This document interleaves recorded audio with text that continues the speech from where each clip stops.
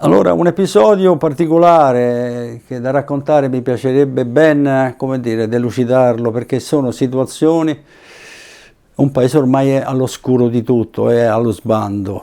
Arriva un nostro C130, parcheggia, poi in particolare che il C130 era come i loro C130, con la coccarda poi bianco, rosso e verde, che questo è importante saperlo, è parcheggiato questo aeroplano in una serata. Arrivano, scendono i piloti, chiudono l'aeromobile e se ne vanno con l'addetto militare, il colonnello delle operazioni loro, che era in base a Teheran, prevista la situazione che si era creata, lasciando tutte le divise a bordo dell'aeromobile, perché non potevano uscire, sono usciti con un passaporto civile.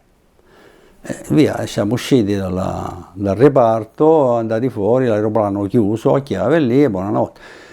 La situazione si è aggravata qualche giorno, è ancora più appesantita, poi ha cominciato a nevicare forte e loro sono rimasti quasi 10 o 12 giorni chiusi in ambasciata. Praticamente si arriva alla decisione di farli partire, trovare la soluzione di uscire da quell'impasse. E la mattina alle 5, subito dopo il coprifuoco, andiamo in aeroporto. Noi come tutte le mattine stavamo in aeroporto. Arriva il console con tutto l'equipaggio e col colonnello. E il colonnello giustamente diceva al console: ma lei mi chiami questo, lei mi chiami là. Tanto qualcuno doveva fare il tè o un caffè perché faceva freddo. Erano 8-9 gradi sotto perché aveva smesso di nevicare, ma era freddo. E io ero più giovane della situazione, mi piego lì e mi metto a fare con la stufa Aladdin, il petrolio, che c'è una nuova immacolata ancora qui per ricordo, e preparavo da mangiare. Il caposcalo all'Italia, se guardava il colonnello, diceva: ma abbia pazienza, mi scusi, sa, ma se il console le dice chi chiama, non c'ha nessuno, ha visto le foto dello Shasta piccicate per terra, tutto sfasciato, non c'è più una direttiva di un paese, il paese è allo sbando. Allora che può pretendere? È inutile che lei si arrabbia, ma i miei piloti hanno le loro divise a bordo dell'aeroplano e non li posso rivestire militarmente, siccome anche l'Iran fa parte della NATO e loro possono partire quando vogliono, capisce? E sono d'accordo. E allora che dobbiamo fare secondo lei? Chi chiamiamo? Quale ministro chiamiamo? Oh, premessa, c'era quel famoso ministro Migliolo per i fatti commerciali con noi, che era venuto, è rimasto fregato, bloccato lì con tutto l'equipaggio. E io c'ero questo bel signore abbondante, grande e luminoso, veramente una persona sincera, ma era terrorizzato, perché erano già 2 settimane quasi che era rimasto inchiodato lì. Era venuto per delle delegazioni, quelle delegazioni non si sono più fatte. Allora mi ritrovo, e il ministro, e tutto l'equipaggio da vestire. Ok. Devo andare a bordo e aprire l'aeroplano, devo entrare nell'area, quella piena di pasdaran, armati fino ai denti, che devo chiedere di aprire il mio aeroplano.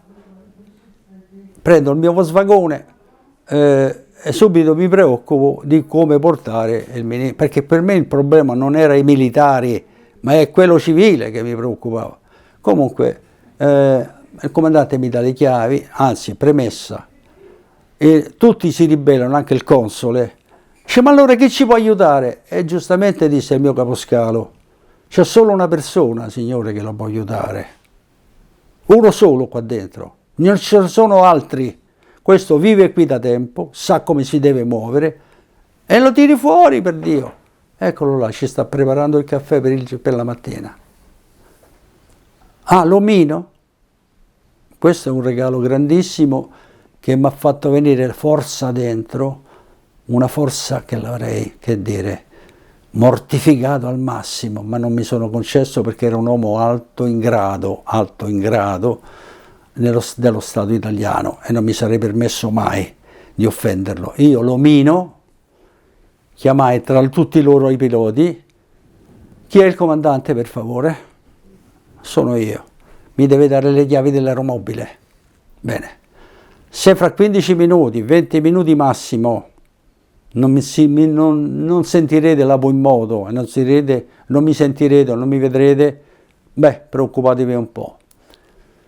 La mia speranza era sempre che tra tutti i dipendenti dell'aeroporto anche diciamo ormai erano liberi, no? Di fare la rivendicazione che stavano facendo, tutti mascherati, tu non li riconosci, non lo sai chi sono, ma dagli atteggiamenti, da come si muovono, puoi riconoscerli qualcuno e ti dà una mano, ma non perché ti dà una mano a te, perché lui ti riconosce a te e se mi chiama Lando Buzzanca, come erano abituati a chiamarmi, perché ero tipo Lando, tutti i capelli ricci, Moro, Lando Buzzanca, vado bene, tutto qua. Ma vicino, entro in pista, East, Shumai, East, fermo, stop, halt, ferma, dove vai? Hello, che li cubi Shumai? Come va? Tutto bene? Italia per vostra ma le ma, l'aeroplano è mio. Italia vale di che, re? Dico con le chiavi in mano, dovevi entrare sull'aeroplano. Aspetta, mi dissero. Stai qua. Arrivò l'ufficiale, un ufficiale, pure lui ormai non più ufficiale, ma era mascherato e basta, volevano la libertà del paese, non questa che ci avevano adesso, una libertà che Porelli veramente avevano diritto. E a quel punto si avvicina,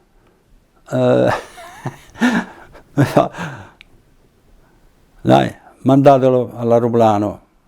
E mi disse proprio, no, ciao Lando Buzzanca. Mi riconobbe. Poi c'è anche la storia perché mi chiamava Lando Buzzanca. Aprì l'aeroplano, fece quello che dovevo fare, presi le divise di tutti, ma mi rimaneva il problema del ministro.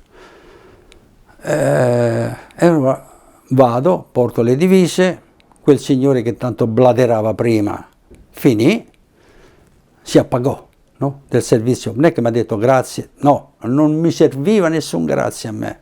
Ho fatto il mio dovere, ho aiutato i piloti, ci siamo presi il caffè tutti quanti, adesso dico, posso fare in due gruppi perché la macchina non ne porta tanti, è un Volkswagen insomma, no? Questi grossi, ma quelli più di 5 persone, 4 persone, dico allora facciamo 2 viaggi, il signor ministro mi deve scusare, lei salirà per seconda uscita. Porto sul comandante, il primo ufficiale, no, il comandante cominciava a preparare a bordo tutto quello che deve fare, dice che tutto il resto, e più al ministro, con il resto dei marescialli, quelli no, del servizio, sempre dell'aeroplano, il comandante delle operazioni rimane col console, è chiaro, lui faceva sede qui, diciamo a Teheran, nell'ambasciata per i servizi che devono completare. E il primo ministro mi dice, beh sì, io sono un po' preoccupato, ma no, non si preoccupi, adesso ci penso io. C'avevo un fusto, che quello ve lo dovrei raccontare, che è una cosa bellissima, che ci ho fatto un altro po' la guerra con l'Inghilterra. Non scherzo, ho messo a modo 2 paesi in subbuglio. Gli dissi, c'è un fusto, la metto dietro a quel fusto. Dentro al camion, dentro al furgone, mi si deve scusare se la copro con questa coperta marrone, va bene, che si camuffa, tutti gli altri in piedi davanti che coprono tutto, olà, c'era in re, Kelly Mamnu, vado a bordo, metto a bordo il ministro, finalmente, mi capite, no? Perché si parla di una nazione, no? Un'entità di una nazione, mi sento responsabile. Il pilota è pilota, è pagato per fare il pensiero, quello no. Lo metto a bordo e la situazione si preparano un buon caffè fatto bene, vado rientro perché ho altre cose da fare.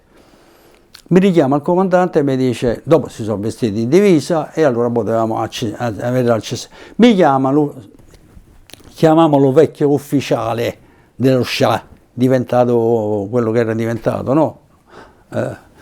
Ribelle. E mi fa, ti ricordi quando, mi dice lui, ti ricordi quando mi hai dato una mano a tirare su l'aeroplano del figlio del re che era cascato dalla troppa neve col culo, tu mi hai dato un bel consiglio, mi desti? Bene.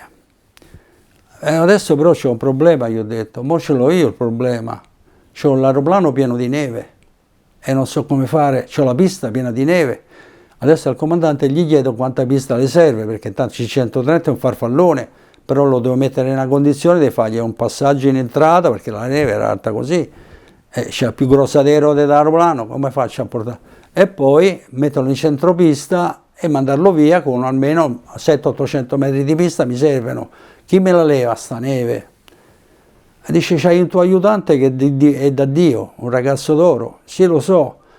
Dico, Benji, te la senti di farlo? Sì, vado a prendere subito l'accrocco per levare la neve, sai, entusiasta, perché...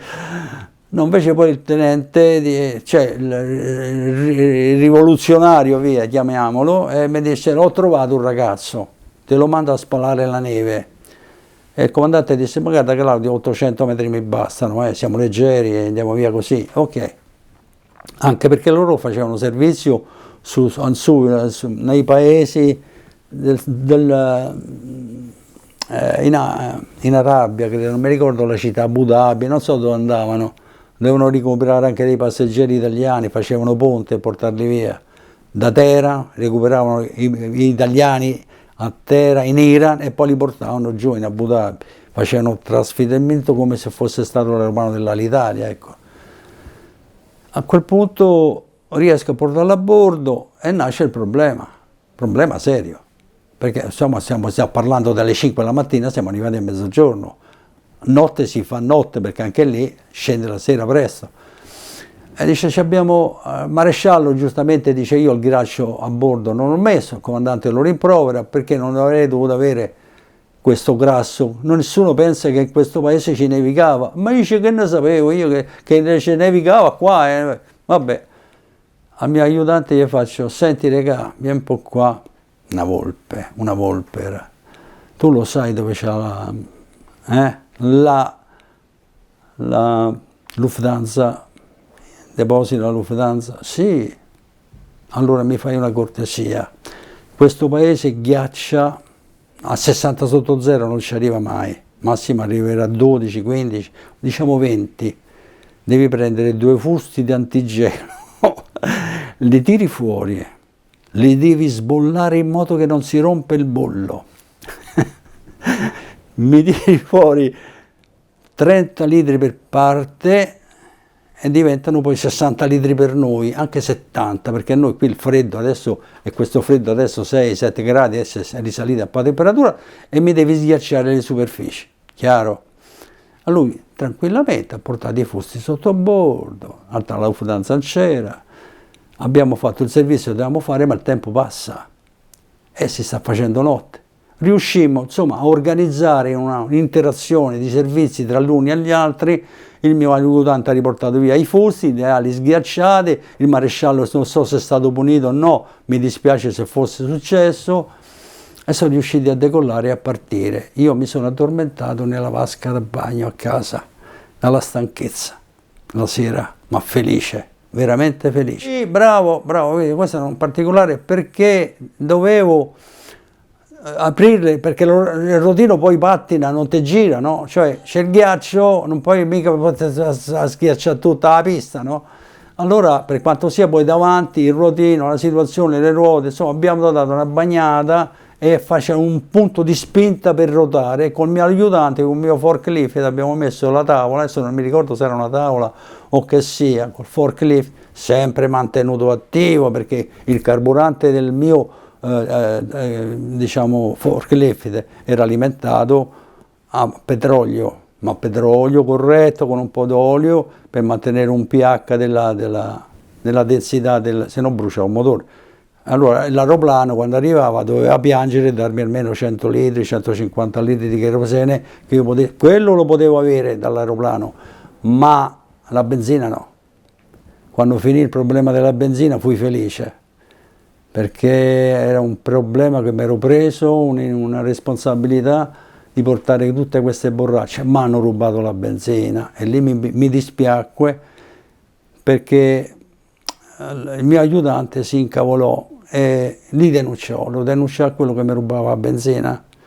Beh, l'ho visto frustare, l'ho visto menare col 100 code, come si chiama? Con quelli con i palline, no? Quello che ancora usano anche nei paesi là, di quei paesi